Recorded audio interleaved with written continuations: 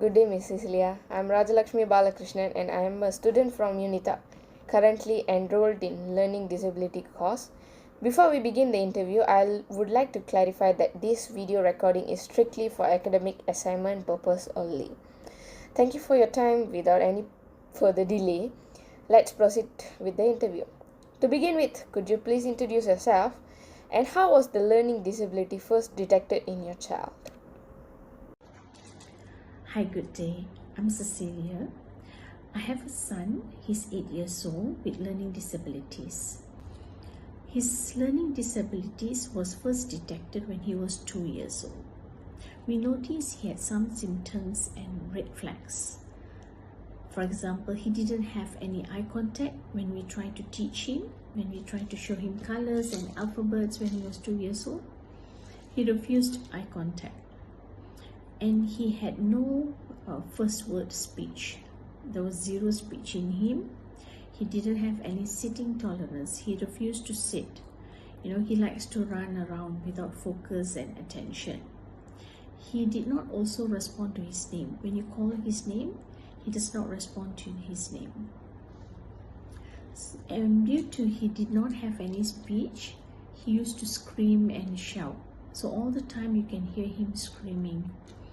He also had tantrum and meltdowns because he does not know how to convey what he wants to us, and we weren't sure what he wanted.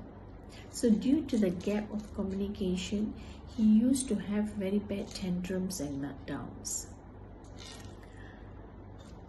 And he also can't tolerate noise. He can't hear, he has, he'll close his ears whenever there is a loud sound. So these were the symptoms and red flags that we detected when he was almost 2 to 2.5 years old during that period of time.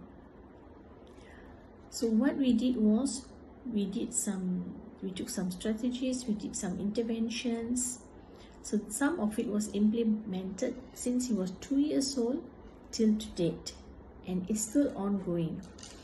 So I'll share some that we did during his early years. So the moment because at that time when he was 2 years old, it was too early to diagnose. So doctors suggested us to put him into therapy first, get him into early intervention, not to wait for diagnosis, because usually diagnosed at that time it was done like when he was 4 years old, 5 years old. So 2 years old is pretty early, but we sent him for early intervention. So during the early intervention, what we did was we did 3 main things: ABA therapy, occupational therapy, and speech therapy.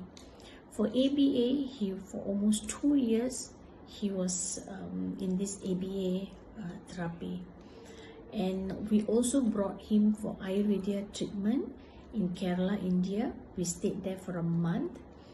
So that helped a lot in his sensories and his speech as well.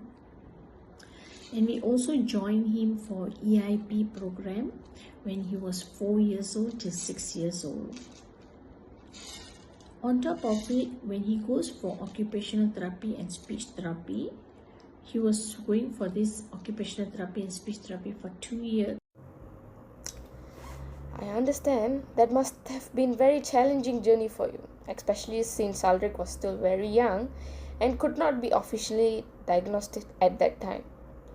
Despite the uncertainty, you continued with therapy and early support, which shows your strong commitment as a parent. In terms of his improvement.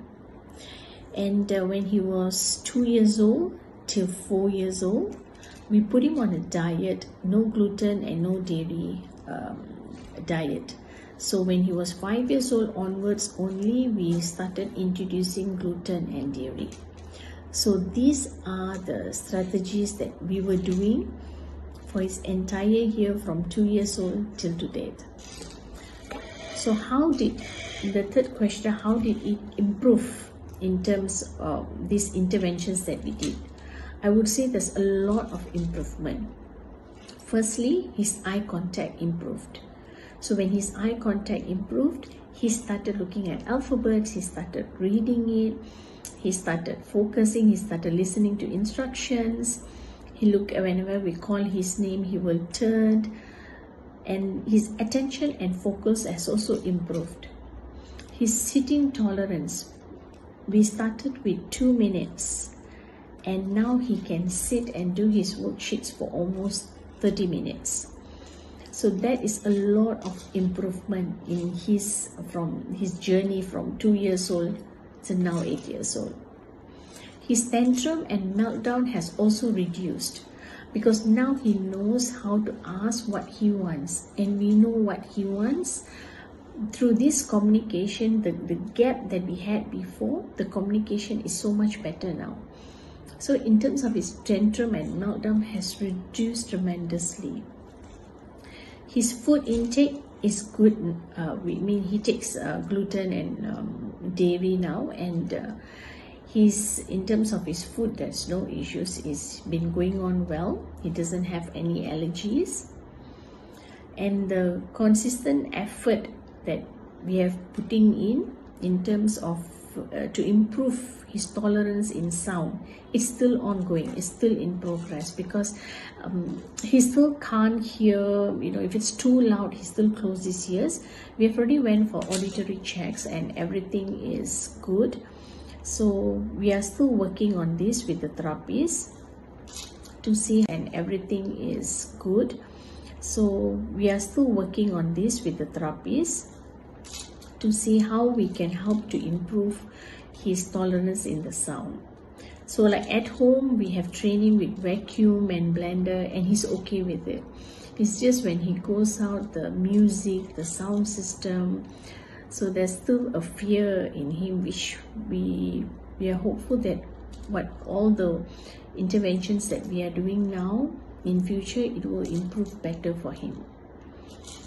So the consistent effort in school, the therapy center and at home, the continuation that we did, from there we could see the improvement in him. So whatever strategies and intervention that we have put in, we must do it continuously and consistently. So when we do that, I could see that there's a lot of improvement in him. So this consistency and continuation is very, very important. So these strategies has given so much improvement and benefits in his daily life and also his academic performance. So I hope I've answered the questions, and thank you so much for giving me this opportunity. Thank you, Teacher Lashmi. You have been consistently involved in Aldrich's learning, ensuring that skills learned in school and during therapy are practiced at home. Your dedication and continuous effort have greatly contributed to his improvement in confidence, participation, and academic performance, as well as his positive behavior and adjustment in school. The intervention strategies you implemented together with school and therapy support